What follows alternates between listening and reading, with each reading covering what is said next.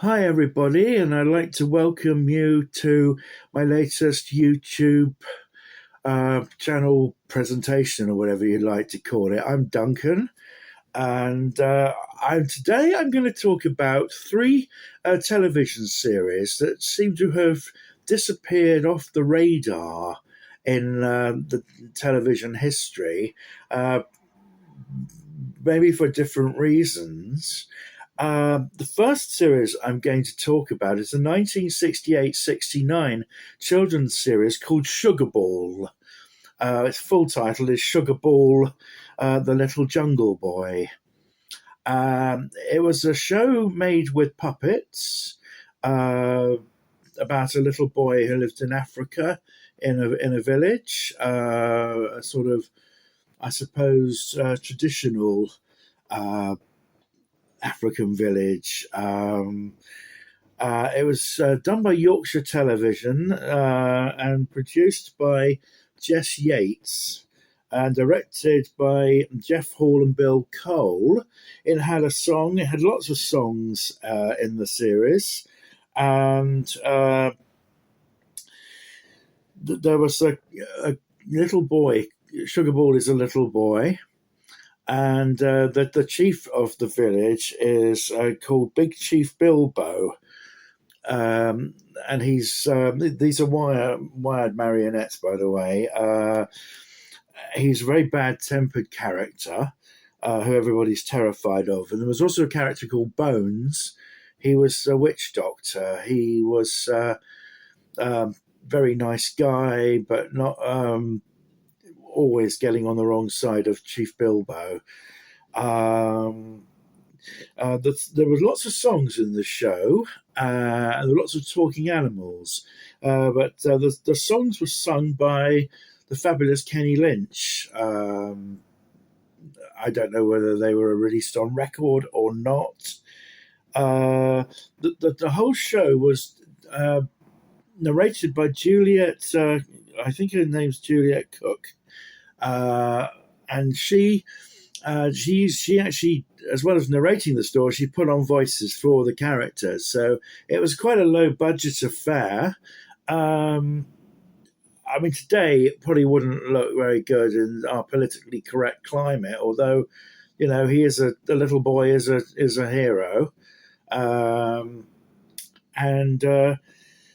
well, I wonder whether it still exists. I don't know whether Talking Pictures in the UK, which is a wonderful station that looks after and restores old classic TV shows, whether they would show it or not. I don't know whether it seems to be probably not in this politically correct climate.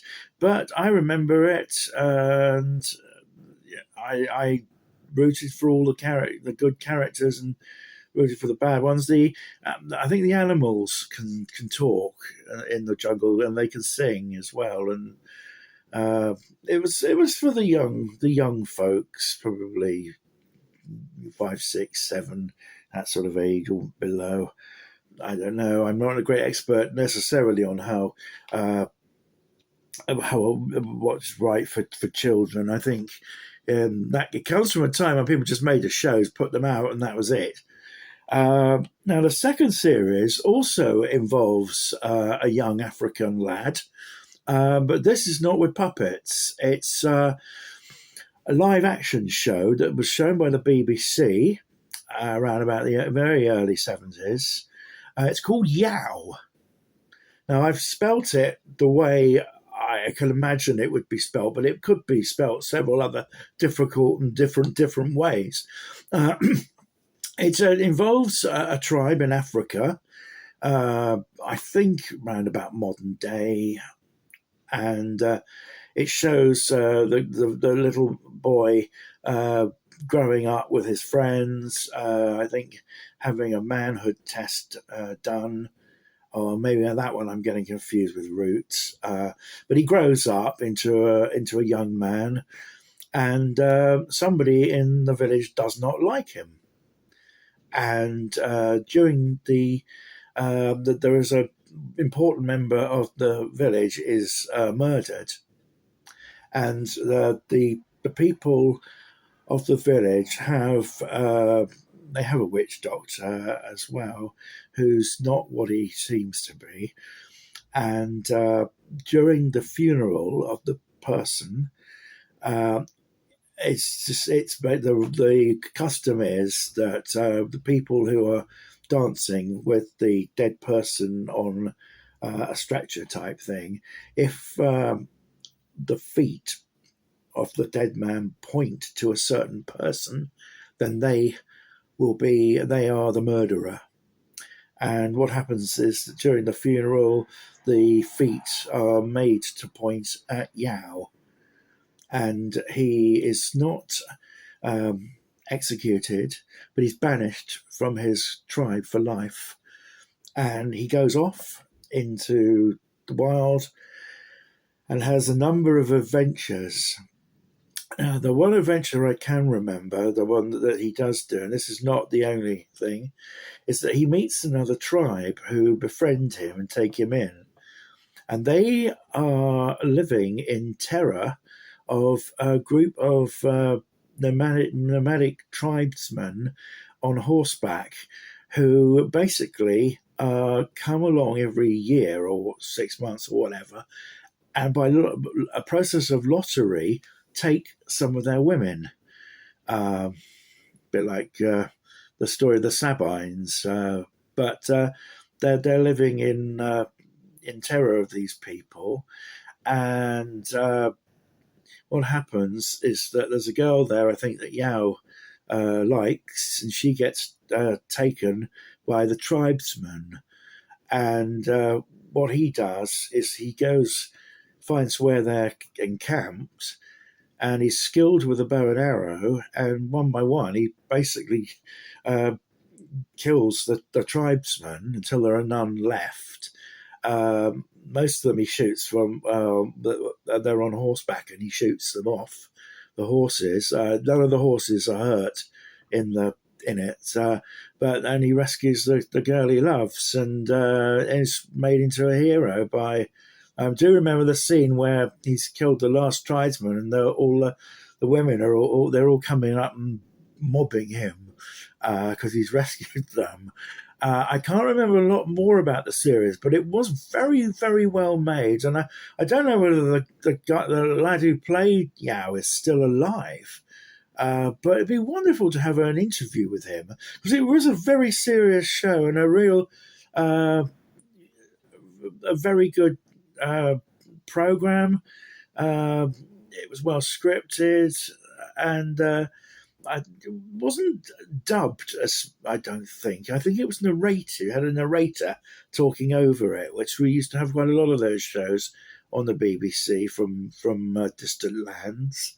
But certainly a series that could be shown by Talking Pictures, and I think it would be very well received. So anybody from Talking Pictures is watching, Noel and Mike, maybe consider it if it still exists, of course. Now, the third series I'm going to speak about, which is we're shown over here in Saturday morning on ITV, I think it was. We had a series on the morning called Saturday Scene with Sally James, who's a lovely presenter. She just did the job. She wasn't trying to be flashy or anything, but she just did a fine job introducing programs and having guests and making them feel very welcome. And this show was called Run, Joe, Run, and it was about a guy in the army who had a young Alsatian dog called Joe. And what happens is he's been taught to do all sorts of things like jump through fire hoops and things, and to be trained for various purposes. And one of the things that he's teaching Joe goes wrong, and Joe thinks that. As I was in the pilot, I guess, Joe thinks that his master is out to hurt him, so he makes a run for it. And the series, Run Joe Run, is about his master sort of trying to find him, chasing him across America, try and reconcile himself with Joe because he hadn't meant to hurt him. In the meantime, Joe gets into all sorts of adventures and rescues people and does files robberies and all sorts of things. Because what happens is when a certain situation comes, he's able to remember back to his training and finds a way of sorting the problem out.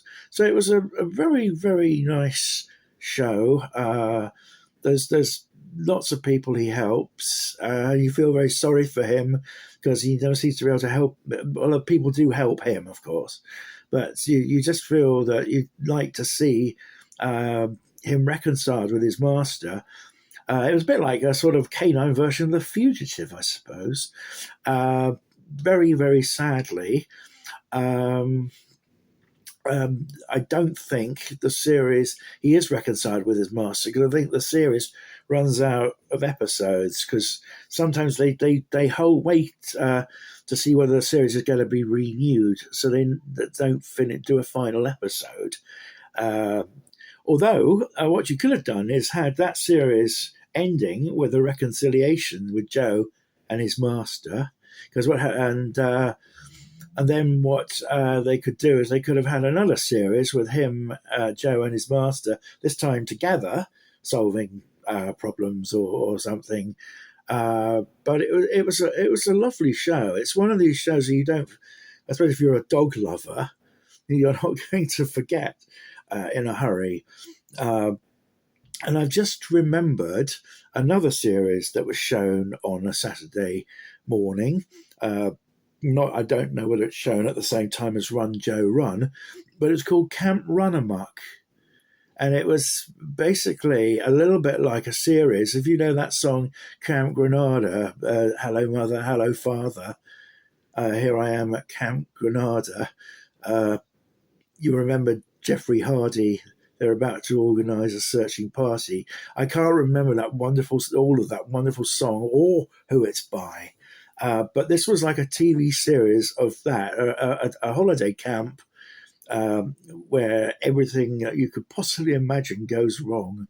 And there was a guy who's in love with he's one of the staff, and he's in love with one of the other members of the staff. And every time somebody mentions this girl's voice, he goes into some sort of spasm. And one of his friends has to slap him on the face, and he goes, "Thanks, I needed that."